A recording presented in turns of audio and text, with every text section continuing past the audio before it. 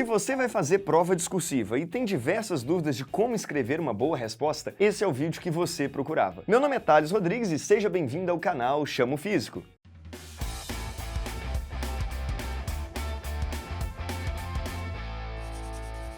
Chamo Físico!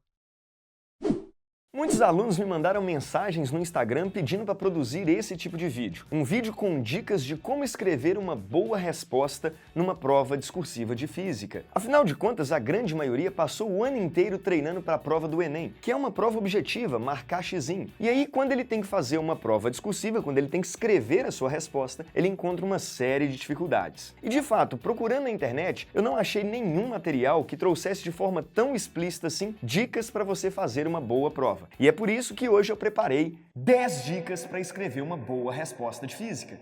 E antes da gente começar, já deixa o seu like e inscreva-se aqui no canal. Eu tenho certeza que você vai adorar esse vídeo.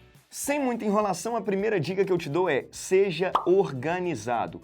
Organização é a chave de uma boa resposta de física. E de fato, ser organizado não é fácil. O aluno que está treinado com provas objetivas, ele não tem muita organização, porque funciona mais ou menos assim. Quando ele vai fazer uma questão fechada, ele lê a questão, aí ele faz uma continha ali embaixo, aí acabou o espaço, ele faz ali um cantinho da folha, acabou o espaço, ele faz na mesa. Depois que ele chega numa conclusão, ele vai lá e marca o xizinho. Porém, numa prova discursiva, a coisa não pode funcionar assim. O corretor ele não vai ficar catando pela página ali o que você pensou para tentar te dar alguns pontos. Ai, Thales, mas eu adoro rabiscar antes de fazer a questão para ver se eu entendi mesmo, para tentar concluir alguma coisa. Ótimo! E você vai fazer isso numa prova aberta. Existe um espaço destinado para rascunho. É lá que você vai rabiscar, fazer suas contas, fazer um negócio completamente zoneado. Mas depois que você tirar uma conclusão dessa sua resposta, você vai ter que transcrevê-la de forma organizada para o espaço indicado. E te digo mais, tá? Professores de colégio acabam te deixando mal acostumado. Eu posso falar isso porque eu ainda dou aula em colégio. Porque quando a gente vai pegar a prova, durante o colégio, né, lá no ensino médio, quando a gente pega a prova do aluno, a gente tenta ir considerando as mais variadas coisas, porque o aluno ele não é tão organizado assim. Para tentar dar alguns pontinhos para que o aluno não seja reprovado no final do ano. Mas no vestibular, não é assim que funciona. No vestibular, o cara que tá ali para corrigir, ele não quer te dar uns pontinhos para te aprovar. Pelo contrário, ele tá ali, na verdade, é para classificar pessoas, para eliminar várias. Ele não vai ficar procurando a sua resposta pela página. Ele quer, na verdade, ler uma resposta organizada para que ele possa ter com clareza o que o aluno pensou ao longo daquela resolução. Talvez o maior desafio para o aluno que vai fazer uma prova discursiva é ser organizado. E você só vai conseguir ser organizado se você treinar. Por isso, treine. Pegue questões antigas dos vestibulares que você vai fazer e escreva a sua resposta. Compare depois essa resposta com respostas oficiais ou com resoluções feitas pelos principais cursinhos. Só assim você vai começar a produzir respostas organizadas. A minha segunda dica é: quantidade de linhas escritas não é sinônimo de qualidade. Muitos alunos pensam que para escrever uma boa resposta, ele tem que preencher todo o espaço destinado àquela resposta. Escrever, escrever, escrever até não querer mais para preencher todo o espaço, quando na verdade diversas resoluções são simples e muitas vezes com uma única linha você já daria a resposta que te daria o total na questão. Então muito cuidado com isso, tá? Você não precisa utilizar todo o espaço destinado à questão. Até porque, pensa, o corretor ele tem milhares de provas para corrigir. E não é legal que você tome o tempo dele enchendo linguiça. Então vá direto ao ponto e simplifique a sua resposta. A minha terceira dica é uma coisa que acontece muito, e eu vejo isso porque eu acabo lendo respostas de vários alunos que se preparam para esses vestibulares. O aluno muitas vezes acha que uma boa resposta ele tem que explicar tudo. Que ele tem que escrever como se a pessoa que estivesse lendo aqui fosse uma topeira em física e que não faz a menor ideia do que ela está contando. Então ele explica como se fosse o professor explicando em sala de aula. Quando você faz isso, você acaba cometendo o erro anterior, de ter uma resposta mais extensa do que era esperado, na verdade. Então a minha dica é, se você vai resolver uma questão, por exemplo, que faz uso de alguma fórmula, deixe antes de colocar a fórmula indicado o porquê daquela fórmula. Então, por exemplo, se você vai fazer uma questão de conservação da energia mecânica, coloque antes assim da sua conta: a partir da conservação da energia mecânica temos. E aí você vai e coloca as suas contas. Se você vai utilizar alguma fórmula que veio de alguma lei, coloque o nome dela, é interessante. A partir da lei de Coulomb temos. Mas claro, tá? Só coloque o nome da lei se você souber de fato qual é aquela lei. Se você não souber, não coloque. Porque existe a possibilidade de você não perder ponto por não colocar a lei. Mas você vai perder ponto se você colocar o nome da lei errada, entende? Não existe a resolução ideal, até porque diversos vestibulares não têm respostas oficiais. Exceto a Unicamp, tá? E isso fica como uma dica dica extra. Se você entrar no site da Conveste, que eu vou deixar aqui no link, você encontra as respostas esperadas pela banca da Unicamp. Se você vai fazer a prova da Unicamp, é muito legal que você tenha acesso a esse material e veja como que você deveria escrever a resposta das mais variadas questões. Voltando então, não existe a resposta ideal. O que você deve fazer é, da forma mais simples e organizada, passar para o papel exatamente aquilo que você pensou ao ler a questão. A minha quarta dica é indique. Como assim? Tem várias questões de prova que pedem apenas para o aluno indicar alguma coisa numa figura ou indicar num gráfico determinada coisa. Se a questão pediu para você indicar, apenas indique. Você não tem que explicar o porquê daquela sua escolha. Agora, claro, se a questão colocar indique na figura e explique a sua resposta e justifique a sua resposta, aí sim. Mas eu já vi diversas questões de provas que é apenas o indique. Se é para indicar, indique e não faça mais nada. A quinta dica, ela é uma dúvida muito comum. Thales, preciso me preocupar com unidades? E a resposta é sim. Agora você está fazendo uma prova discursiva. Quando você fazia prova objetiva, você não se preocupava muitas vezes com isso, porque a unidade estava lá na resposta para você apenas marcar o xizinho. Agora não. A unidade faz parte da sua resolução. E se você não colocar a unidade no final da sua questão, você vai perder ponto. Agora, precisa colocar unidades ao longo das contas? Bom, isso é bem pessoal, tá? Eu, particularmente, não gosto. Eu acho que a sua resolução com unidades nas contas, né, misturada ali na fórmula e tal, fica um negócio meio confuso para o corretor. Quando eu vou ler uma resposta, eu, particularmente, não gosto quando tem unidades misturadas com os números ali. Você não precisa colocar as unidades, mas, claro, você deve colocá-la na sua resposta. Na sua resposta, você precisa de unidades. Agora, ao longo da resolução, isso é pessoal. Se você está acostumado a fazer assim, faça. Se você não está acostumado, não é necessário. Deixe apenas na resposta final. Mas atenção, hein? Existem grandezas na física que não têm unidade. São grandezas adimensionais. Por exemplo, índice de refração. Se a questão pediu para você calcular o índice de refração não tem unidade. Então a sua resposta vai ser apenas um número. Não invente unidade para índice de refração. Agora aproveito ainda para te dar uma dica extra, tá? Será que a unidade tem que ser no sistema internacional? E a resposta é não, a não ser que a questão peça. Por exemplo, certa vez eu fui fazer uma questão em sala de aula que pedia para você calcular a velocidade média com que um líquido descia num tanque. E as informações que você tinha da questão era quantos centímetros ele baixava por minuto. Eu fui lá e calculei a velocidade média e dei a minha resposta em centímetro por minuto. Eu lembro que teve uma aluna em sala de aula que ficou indignada, que falou assim, Thales, tem que ser em metro por segundo, que é sistema internacional. E a resposta é, não precisa. Se você já estava trabalhando com centímetro e minuto, deixe a resposta em centímetro por minuto, a não ser que a questão peça. Determine a velocidade no sistema internacional. Determine a velocidade em metros por segundo. Aí sim. Caso contrário, para que eu vou fazer essa conta de passar centímetro para metro, minuto para segundo, para dar a resposta em metro por segundo? Não há necessidade. Se a questão não especificar a unidade que ela quer, deixe na unidade que for mais fácil para você na questão, para que você não perca tempo mudando unidades.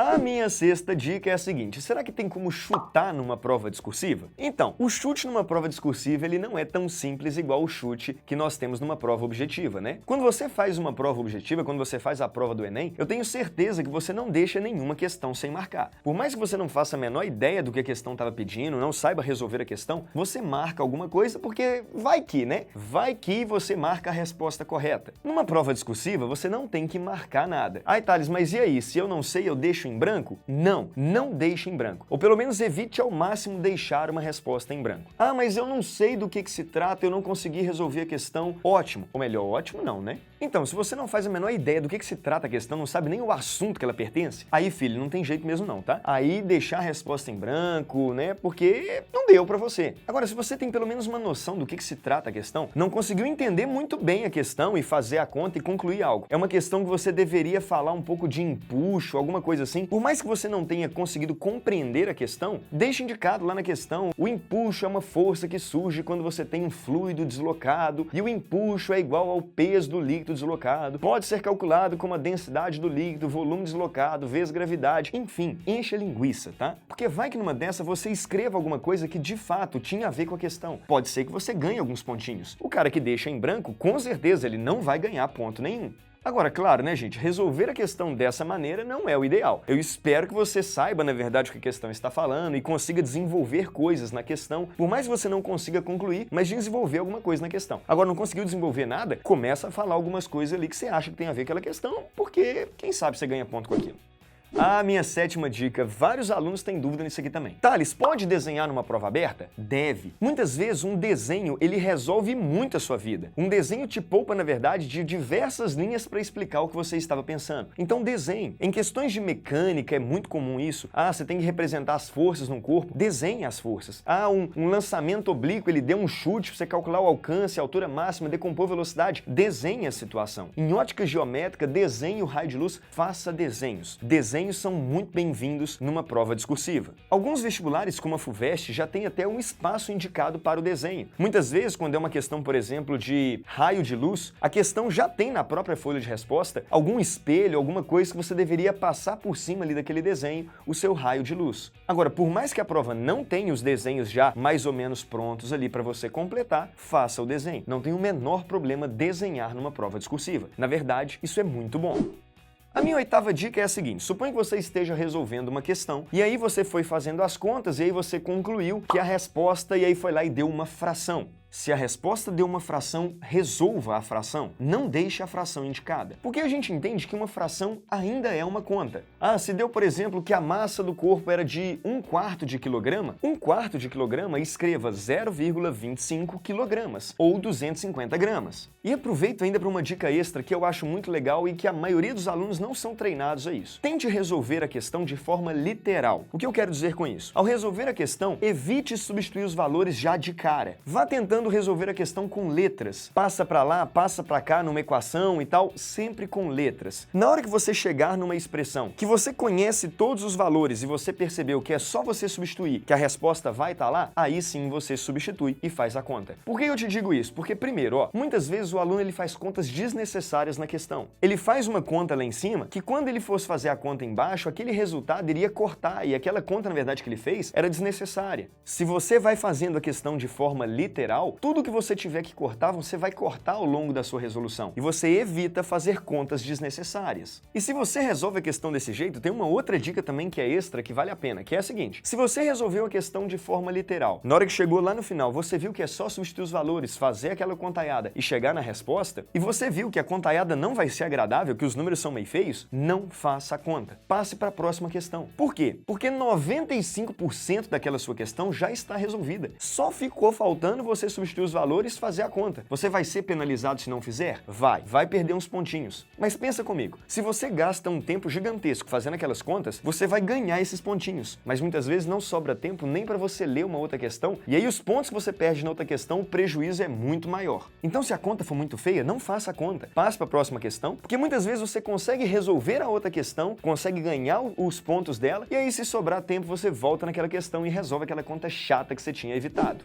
A minha nona dica também é de uma dúvida muito comum. Thales, será que eu preciso numa prova aberta demonstrar tudo o que eu vou fazer? E a resposta é não. Diversas fórmulas da física você não precisa demonstrar. Basta você chegar lá e usar. Até porque se você ficar demonstrando fórmula demais, filho, você não vai estar fazendo uma prova aberta, você vai estar escrevendo um livro didático. Então assim, não precisa demonstrar. Você viu que tem uma questão lá que você vai ter que usar a equação de Torricelli? Vai lá e sapeca a equação de Torricelli. Ninguém quer saber de onde que veio a fórmula de Torricelli. Agora, claro, tem algumas fórmulas que vale a pena você demonstrar, porque não são fórmulas tão básicas assim. Vou te dar um exemplo. Se a questão pede para você calcular a velocidade mínima que um carrinho tem que ter no ponto mais alto de um loop para que ele não caia, pode ser que você já tenha decorado que a velocidade mínima que ele precisa ter no ponto mais alto é raiz de RG. Só que essa não é uma fórmula tão básica assim, e não é esperado que o aluno decore essa fórmula. Então, nesse tipo de exercício, vale a pena você demonstrar por que a velocidade mínima é raiz de RG. E aí, o que você faz? Você vai lá e iguala a força-peso com a força centrípeta, porque não tem normal, fala que mg é igual a mv2 sobre r e chega na sua expressão. Se você não entendeu absolutamente nada do que eu falei aqui, tem um vídeo aqui no canal que é exatamente desse exercício. Vou deixar ele aqui para você assisti-lo depois. Então, assim, não precisa demonstrar tudo, tá? A grande maioria das fórmulas de física você não precisa demonstrar.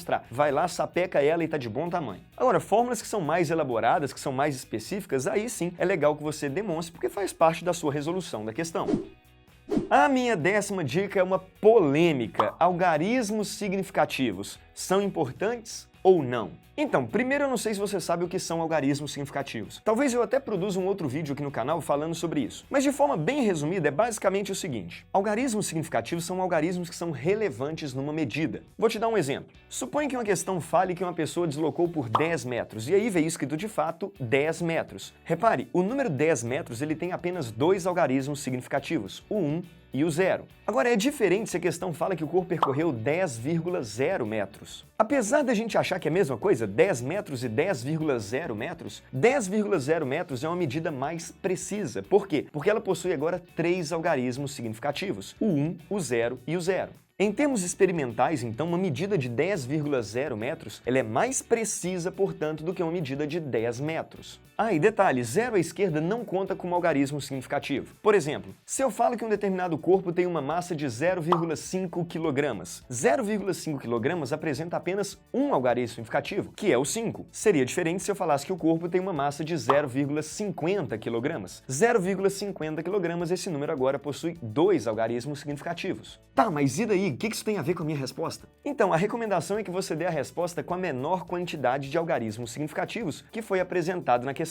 Se ao longo do texto da questão você olhou para cada número fornecido, para cada dado, e você percebeu que tinha, por exemplo, um número com 2 significativos, o outro com 3 significativos, o outro com 4 significativos, dê a resposta com a menor quantidade, ou seja, 2 significativos. Não precisa se preocupar com a quantidade de significativos ao longo da conta, tá? Preocupe-se com ele apenas lá na resposta. É igual nós falamos com relação à unidade. Na resposta é que tem que estar bonitinho. Mas, Thales, e se eu fiz uma conta, por exemplo, que era para achar o tempo e eu achei que o tempo era de 1.200 segundos? 1.200 segundos, mas quando eu olhei para a questão, eu vi que tinha apenas 2 significativos como sendo a menor quantidade. Então, minha resposta tem que ter 2 significativos, mas 1.200 tem 4 significativos. Meu Deus do céu, como é que eu escrevo? Aí você faz uso do que a gente chama de notação científica. Se você quer escrever o número 1.200 com apenas 2 significativos, você deveria escrevê-lo como sendo 1,2 vezes 10 a 3. Esse vezes 10 a 3 é a ordem de grandeza. Ele não conta como algarismos significativos. E aí repare que 1,2 teria apenas 2 significativos. Mas, Thales, agora eu vou te apertar. A minha resposta deu 1.230 segundos. E eu preciso escrever com 2 significativos. E aí, o que eu faço? Então, aí vem a grande polêmica. Em tese, o que você deveria fazer? Se você escreve como notação científica 1,23 vezes 10 a 3, repare que você ainda está com o número com 3 significativos. Aí você deveria fazer o arredondamento. 1,23, o 3 arredonda para baixo. Então seria 1,2 vezes 10 a 3. Entretanto, posso te contar uma coisa? Isso é uma grande polêmica das provas abertas. Em tese, algarismo significativo é cobrado, só que as questões elas não são feitas de forma adequada para a sua resposta com o número correto de algarismos significativos. Então, assim, isso que eu acabei de falar, não faça na sua questão. Por mais que esteja incorreto, você deve deixá-la como 1,23 vezes 10 a 3. As questões muitas vezes não são preparadas, elaboradas com a quantidade correta de significativo para que ela fique interessante, sem muitos arredondamentos. E assim, a gente não sabe, porque muitas vezes os critérios de correção não são divulgados. Mas eu acredito que se você fizesse o arredondamento, é bem capaz de você perder ponto na questão.